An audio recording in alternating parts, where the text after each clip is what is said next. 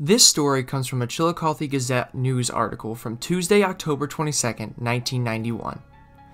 A steam locomotive works on the power of pressurized steam. The steam is created by the burning of coal or another fuel that is put in or shoveled into the locomotive. The steam creates a lot of pressure, and that is what gives the locomotive the power to move. It pushes the piston forward, which in turn makes the wheels move.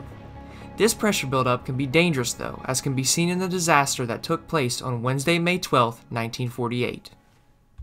On a rainy day in May, a C&O train headed westbound was making its way up a short grade 5 miles east of Chillicothe, Ohio. The train was led by locomotive number 3020, a Class 210-4 T1 locomotive. As the train made its way through a field, disaster struck.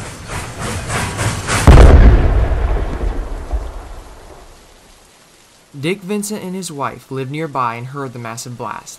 Vincent knew that another train headed eastbound was due to come by soon and ran about a mile down the tracks to flag it down so it would not hit the debris from the explosion. The explosion was so violent that it knocked Mrs. Vincent's sewing machine off her table as she was sewing. Mrs. Vincent came outside to find a scolded and blinded crew member that she helped down into her yard.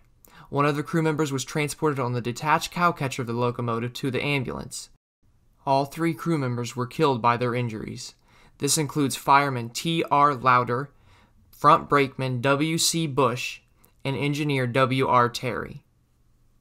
It is said that one of the crew members was on his final run before retirement.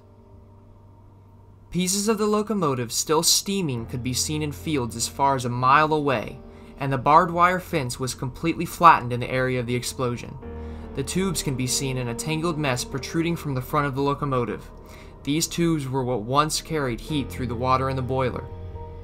While it is not certain what actually caused the explosion, it is theorized that the locomotive was running on low water to give it a little more power to get up the grade in the area. The water could have gotten too low and thus caused the crown sheet in the firebox to become red hot. In desperation, the crew members may have added more water, which could have led to the explosion. Many photos were shot by Marcus Orr, as the event in itself is very rare.